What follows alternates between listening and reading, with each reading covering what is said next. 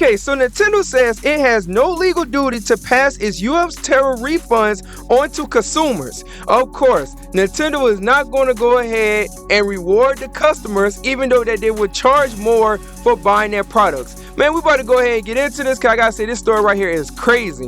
What's up, you guys? Shade here, back with some more quick gaming news. I'm gonna give you the news and my opinion right after. So let's go ahead and get right into it. So according to that article that I had just referenced at the beginning from GameFile.com, in the article it goes on to say this about Nintendo not wanting to go ahead and refund its customers after they got a refund for the tariff lawsuit that they had against the US government. So the article goes on and says, Nintendo is asking a court to dismiss a proposed class action lawsuit that was filed this past spring by gamers who say the Mario Maker is breaking the law if it doesn't pass on its US tariff refunds to consumers. Those consumers received exactly what they bargained and paid for when buying price hike Nintendo goods last year, the company said in a filing on Monday in the case of Hartford versus Nintendo. Alright, you guys, so let's go ahead and talk about this, right? So Nintendo had their games priced higher than compared to the last generation of where they had their games priced to where you was able to get games on the Switch for $60 or less. But now they have $70 games, and even with Mario Kart World, they have an $80 game. And then they also said that gamers got what they bargained for. I'm not sure if they understand this. Bargain is to negotiate. No gamer did not negotiate a price of, oh, Mario Kart World should be $80, or the Joy-Con should be $99. That wasn't a bargain. It wasn't, not at all. Like, it was a price set by Nintendo, and people just paid for it, and that's it. But of course, Nintendo is not going to give some type of refund. Now, what I think should happen, though, which I think this would be the best case scenario if something were to happen.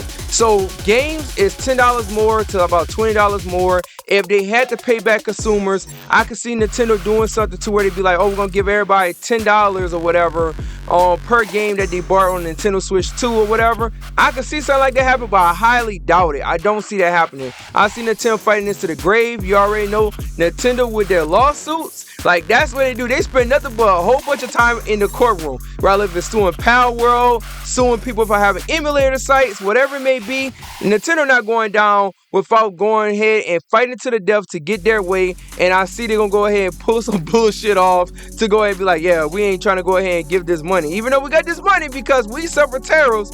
Yeah, we gave these people, quote unquote people, gamers, consumers, this price that they wanted, and they bought it and they paid for it. Nobody did not want to pay no $80 for no Mario Kart, and nobody did not want to pay $7 for games. People still want to pay $60, and we got to keep it real. That's just nothing but facts right there. So them saying this is really funny. It's very hilarious because you already know that this is Nintendo just being greedy again, and they have a habit of doing stuff like this. Don't get me wrong, I like Nintendo. Pokemon is one of my favorite video game franchises of all time. I enjoy Mario Kart. I enjoy Smash Bros, another one of my favorite games of all time. They put out some good games, but we gotta keep it real. We already know Nintendo is company first. Like, I gotta be honest. Like, even with all the cool stuff they do, they always put the company first. And of course, that's what's going to happen when you have people fighting through lawsuits and all this other stuff. And of course, you do want to care about the company, but you got to have that balance between the customer and the business. But Nintendo is one of them companies that just so happen to fall into that realm of,